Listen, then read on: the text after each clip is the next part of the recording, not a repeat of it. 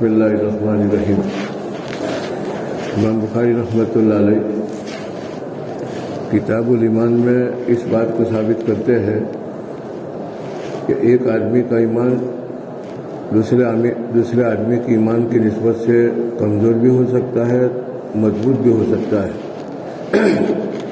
اور بات قائم کیا تفاضل اہل الایمان فی الاعمال، ایمان کے بعد عمل کے اعتبار سے مومن کے اندر درجات ہے،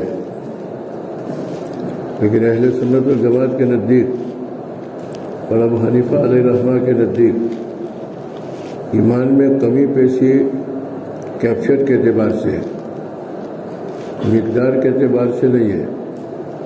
امام بخاری رحمۃ اللہ کا مسلک یہ ہے کہ مقدار کے اعتبار سے بھی ہے، اور وہ اس قسم کی روایتوں سے ثابت کرتے ہیں کہ ایمان کے اندر کمی پیشی ہے، چاہے وہ مقدار کے اعتبار سے کہے، ابو حنیفہ کیفیت کے اعتبار سے کہے، ماحصل تو اتنا جو ہے کہ ایمان کے بعد عمل کرو تاکہ عمل کرنے سے تمہاری ایمان کے اندر مضبوطی ہو، چاہے پھر اس کو کوئی تعبیر کرے کمیت کے اعتبار سے یا تعبیر کرے کیفیت کے اعتبار سے، لیکن ماحصل تو اتنا ہے کہ ایمان کے بعد تصدیق کے بعد بیٹھا نہ رہے، بادر بالاعمال، جلدی سے مرنے سے پہلے عمل میں لگ جاوے اور اس کے تقاضے کو پورا کرے، ایمان کے تقاضوں کو، ایمان کی مانگوں کو پورا کرے، فرائض کی پابندی، واجبات کی پابندی، معاملات میں صفائی ہو، معاشرت میں حسن ہو، آپ نے سامنے ہر لائن کے مسائل بتائے،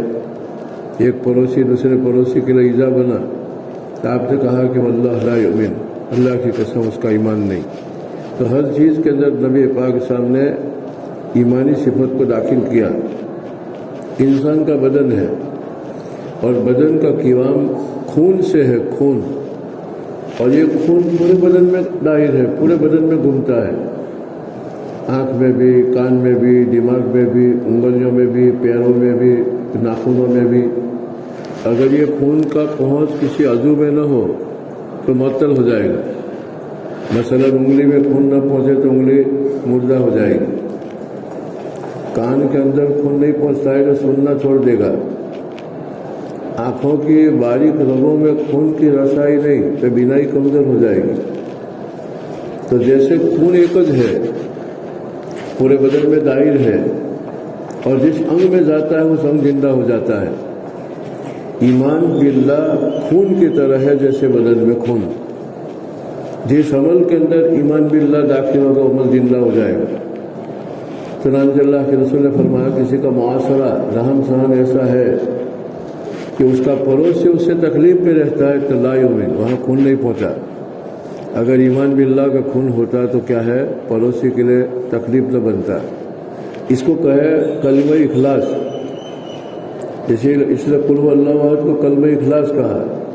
کلمہ اخلاص کا مطلب یہ ہے کہ ہر چیز میں صرف اللہ ہو، اگر معاملات میں بھی صرف اللہ ہے تو تاجر جھوٹ نہیں بولے گا، گاہک کو کیا ہے نقصان نہیں پہنچائے گا، گاہک کے ساتھ خیانت نہیں کرے گا، اور اگر ایمان باللہ کمزور ہے تو گاہک کو کیا ہے جھوٹ بول کے مال بیچے گا، یہ مجھے 500 روپے میں پڑا ہے خدا کی قسم، اور میں 550 روپے کا نفع لوں نہیں تو بیچارہ گاہک نہیں سمجھے گا کہ اس کو 500 میں کپڑا پڑا ہے تو 50 کا نفع لے، حالانکہ یہ کپڑا اس تاجر کو پڑا ہے 300 روپیوں میں اور بولتا ہے کہ 500 میں تو مجھے پڑا ہے، تو 200 کا جھوٹ بولا، اب جھوٹ بول کے 200 کمائے، اب اس نے 50 کیوں لیا کہ چلو بھائی 500 کو پڑا تو 550 تو مانگے، لیکن 200 روپے میں زبان بیچ دی، تو اس زبان پر ایمان کا خون نہیں پہنچا۔ اگر ایمان باللہ ہوتا کہ میں تو اللہ پر ایمان رکھتا ہوں تو اللہ تعالیٰ مجھے پوچھے گا کہ آنے والے گاہک کے ساتھ کیوں ایسی چھیتر پنڈی کی، تو یہ خیال اس کو دھوکہ دینے سے روکتا ہوں۔ من غش فلیس منا، نبی پاک صلی اللہ علیہ وسلم نے فرمایا کہ دھوکہ دینے والا میرے راستے پر نہیں ہے۔ یہ میں آپ کو سمجھا رہا ہوں کہ ایمان کے بعد اس کے اثرات خارجی دنیا میں کیا پڑتے ہیں، ورنہ آدمی کے دماغ میں شیطان سوال ڈالے گا کہ ایک آدمی ایمان کا مضبوط ہے تو ایمان تو خالی اتنا ہے کہ اللہ ایک ہے، محمد اللہ کے رسول ہے، تو خارجی دنیا پر اس کے کیا اچھے اثرات، وہ سمجھ میں نہیں آئے گا۔ ہمیں ایمان کے کمزور اور مضبوط ہونے کے اثرات جو سماج پر، سوسائٹی پر، خارجی دنیا میں پڑتے ہیں، مارکیٹوں میں تاجر ہے تو معلم ہے تو ان کی تعلیم میں، انجینئر ہے تو اس کی انجینئری میں، اگر ثالث بنا ہے، جج بنا ہے تو اس کی قضاء اور فیصلے میں انصاف نہیں چھوٹے گا۔ تو جہاں جہاں ایمان باللہ کے خارجی اثرات ہے، یہ جب تک ہم نہیں سمجھیں گے ایمان پر بات کیسے کریں، اور یوں کیسے بولے کہ ایمان کی وجہ سے کیا ہے عالم میں اصلاح ہو جائے گی، اور ایمان کمزور ہوگا تو عالم کے اندر اصلاح نہیں ہوگی۔ تو پہلے ہم ایمان کے اثرات بھی معلوم کریں کہ خارجی دنیا میں ایمان کے کیا اثرات پڑتے ہیں اور بے ایمانی کے کیا اثرات پڑتے ہیں۔ کہ آپ کو میں نے مٹن دیا، مٹن میں نے گوشت نہیں بکرے کا یا کترے کا، کترا نہیں پاڑا۔ نبی پاک صاحب نے فرمایا دوسری روایت کے اندر کہ میں سویا تھا اور میرے سامنے خواب کے اندر لوگوں کو دکھایا گیا، بدن کے اوپر کپڑے پہنے ہوئے تھے، تو ہر ایک کے کپڑے ناپ کے نہیں تھے، کوئی چھوٹا کوئی بڑا۔ تو حضرت نبی پاک صلی اللہ علیہ وسلم نے تعبیر فرمائی کہ کپڑا یہ دین کی صورت مثالی ہے، کپڑا بدن کو چھپاتا ہے، دین بھی آدمی کے عیوب کو چھپا دیتا ہے۔ امانت ہے تو خیانت چھپ جائے گی، سچائی ہے تو جھوٹ چھپ جائے گا، اگر قناعت ہے تو اس کی لالچ چھپ جائے گی۔ تو رذائل جو ہے ایمانی صفات چھپا دیتی ہے، اور کوئی ظاہر نہیں، جیسے قمیص انسان کے بدن کو چھپاتا ہے، سطر کو چھپاتا ہے۔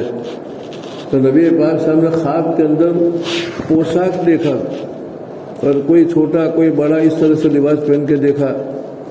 حضرت عمر رضی اللہ تعالیٰ عنہ آئے تو ان کا لباس اتنا بڑا تھا کہ زمین کے ساتھ کھسیٹ رہے تھے۔ اللہ کے رسول نے فرمایا کہ ایمانی اعتبار سے تفاضل ہے۔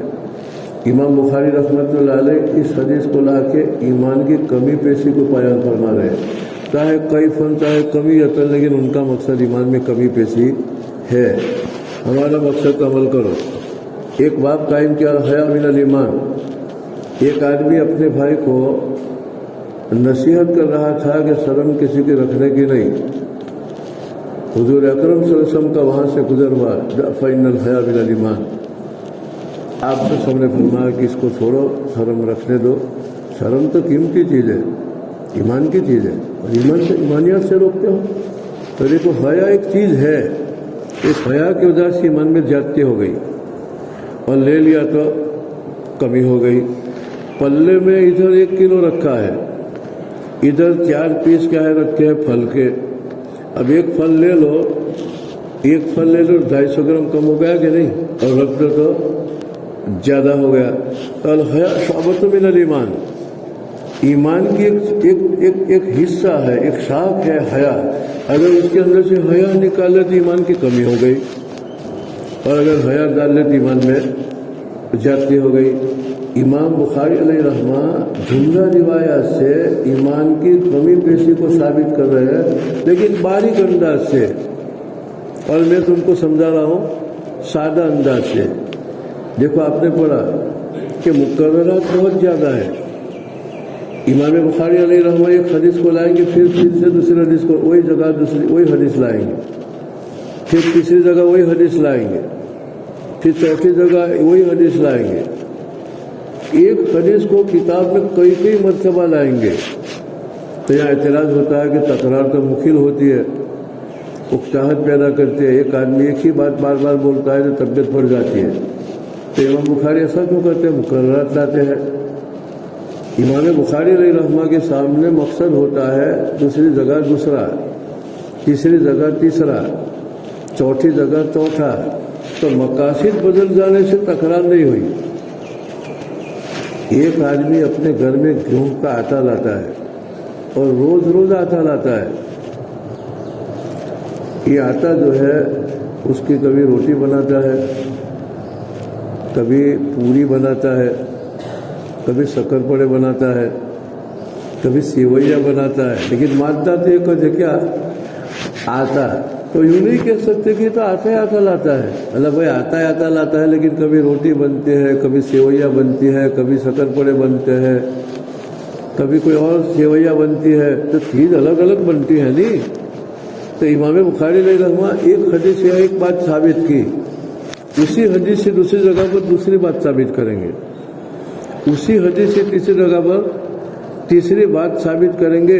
ये तो उनका कुव्वत इस्तिंबात है कि हदीस एक है ने मतलब कितने बरामद किए। अब कोई जवाब तलाश करने की ज़रूरत है ही नहीं, वरना आप देखोगे तो एक एतराज़ होगा कि हदीस फिर से क्यों लाए, मतलब भाई लाए हुआ है बेचारे बुखारी इतनी मेहनत की, ना भी एतराज़ करते हो। इमाम बुखारी अलैहिर्रहमान ने इखलास के साथ इतनी मेहनत की और तुम उनको सवाल करते हो, सवाल के घेरे में लेते हो कि फर्ती क्यों लाई हुआ, और उसका जवाब मांगते हो, और फिर जवाब उनकी तरफ से कोई वकील देता है। इमाम बुखारी तो वफ़ात पा गए, अब उनकी तरफ से कोई वकालत करता है जवाब में, तो ऐसा पापन मिलने की ज़रूरत ही क्या है। तुम्हारे घर में रोज़ एक चीज़ लाते हो, रोज़ मटन लाते हो, एक दिन मटन के कबाब बनाए, समोसे बनाए, कोफ्ता बनाया, बिरयानी बनाई और बुखारा पुलाव बनाया, अलग अलग चीज़ तुम क्या है बनाते हो। रोज़ भले मटन लाते हो, लेकिन रोज़ आइटम नहीं बनती है। कभी आलू डाल के शोरबे वाला बना दिया, मटन में लाते हैं ना आलू, सैयद के साथ पिज़ाड़ा सैयद के साथ पिज़ाड़ा, गोश्त के साथ आलू डालते बोला आगे पर बाप फ़इन ताबू